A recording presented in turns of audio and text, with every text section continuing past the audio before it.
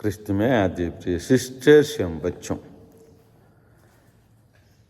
हम लोग आज के प्रभु यीशु के इस वचन को सुनकर हम लोग अच्छे में पड़ गए होंगे, क्योंकि हम अक्सर प्रभु यीशु को शांतिदाता कहते, ऐसा ना? शांतिदाता कहते नहीं कहते हैं? कहते हैं। लेकिन यहाँ प्रभु यीशु क्या कहते हैं?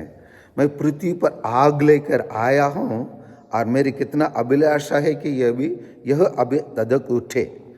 क्या तुम लोग समझते हो कि मैं पृथ्वी पर शांति लेकर आया हूँ? कहकर आगे बोलते हैं, मैं तुमसे कहता हूँ मैं ऐसा नहीं है।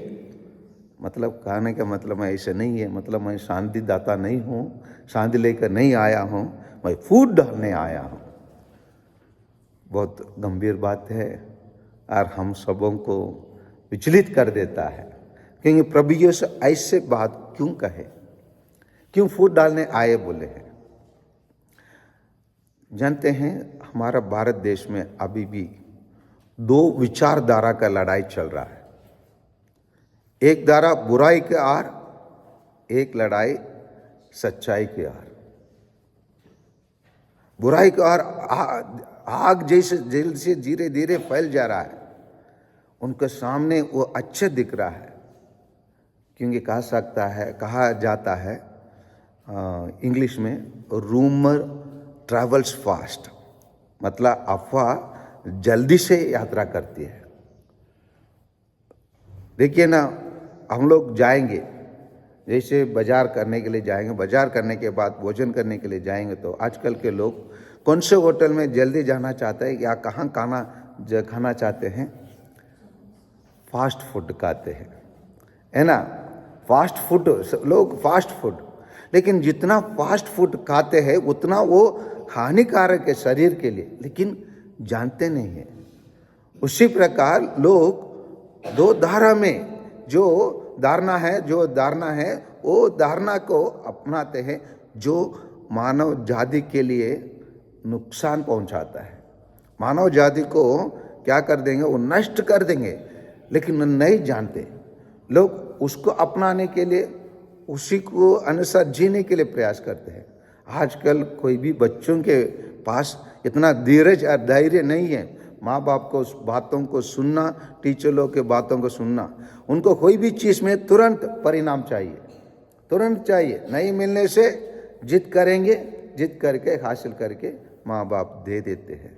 उनको मालूम है ये उनके माँ बाप के लिए, वो बच्चों के लिए ये गलत चीज़ है, लेकिन बच्चों को रोने से या उनको जिद करने से रोकने के लिए उन लोग कोई चीज़ों को दे देते हैं।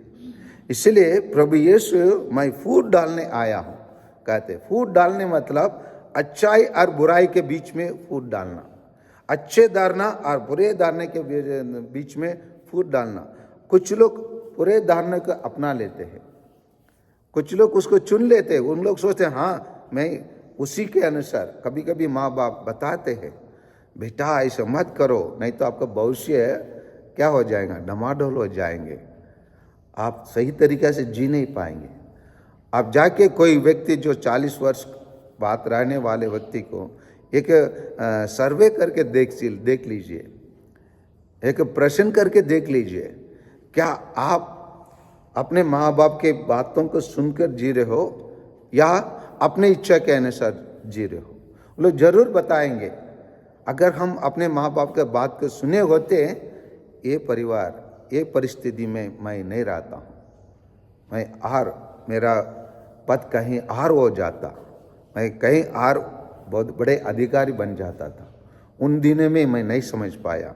इसको हम 60% लोग से हम सुन सकते हैं, 60% लोग से हम सुन सकते हैं, क्योंकि उन लोग बात नहीं माने, बुराई को अपनाए, अच्छाई को अपनाए नहीं। इसीलिए प्रभु यीशु 3 के विरोध 2 होंगे, और पिता के विरोध पुत्र होगा, और माँ के विरोध पुत्री होंगी, और सास के विरोध बहू होंगी।